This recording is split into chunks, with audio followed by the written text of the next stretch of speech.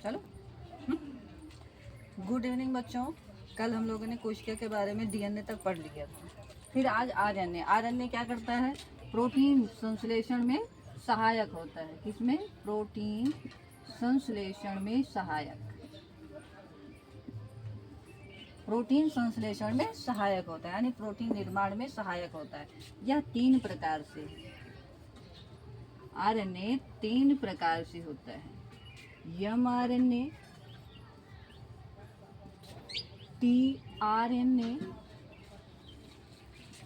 और आरआरएनए। ठीक। RNA protein निर्माण में सहायक होता है। यह 3 प्रकार से है, एमआरएनए, टीआरएनए और आरआरएनए। एमआरएनए का कार्य क्या है?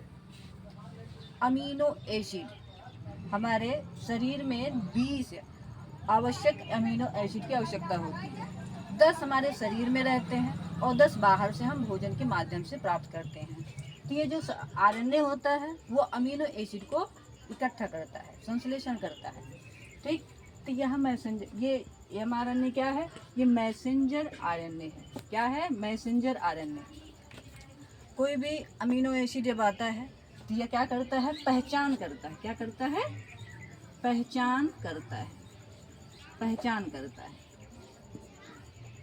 कि कौन एमिनो एसिड है और कौन नहीं है। एमिनो एसिड होगा तो उसको अपने पास रख लेगा, तो उसके बाद टीआरएनए को देगा।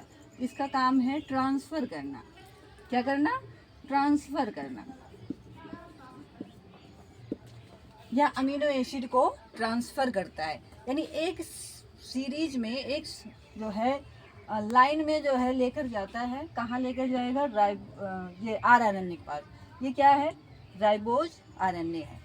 तो राइबोज हम लोग पहले से जानते हैं कि राइबोज प्रोटीन का निर्माण करता है। तो यह अमीनो एसिड को लेकर प्रोटीन बनाता है। ये क्या करेगा? प्रोटीन का निर्माण करेगा।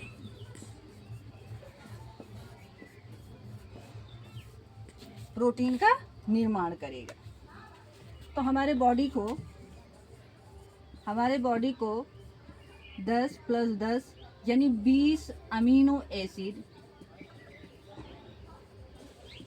की आवश्यकता होती है। 20 यानी 10 हमारे शरीर में होते हैं, शरीर में उपस्थित हैं, और 10 हम भोजन से प्राप्त करते हैं। किससे? भोजन से प्राप्त करते हैं। ठीक। एक बार फिर से देख लेते हैं। आरएनए, जिसका फुल फॉर्म होता है राइबोज न्यूक्लिक एसिड होता है, यह प्रोटीन संश्लेषण का कार्य करता है, यानी प्रोटीन निर्माण में सहायक होता है। यह 3 प्रकार से है, एमआरएनए, टीआरएनए और आरआरएनए। एमआरएनए क्या करता है? अमीनो एसिड को पहचानता है कि कौन अमीनो एसिड है, कौन नहीं है। फिर एमआरएनए उसको पहचान कर किसको ट्रांसफर करे, किसको देगा? टीआरएनए। तो टीआरएनए क्या करेगा? उसको ट्रांसफर करेगा, राइबोज जो है आरएनए के पास, आरआरएनए के पास लेके आएगा। तो आरआरएनए क्या करेगा? प्रोटीन का निर्माण करेगा। ठीक। अब पहले से हमें पता है कि हमारी बॉडी यानी हमारे शरीर को 20 न्यूक्लियर अमीनो एसिड की आवश्यकता होती है।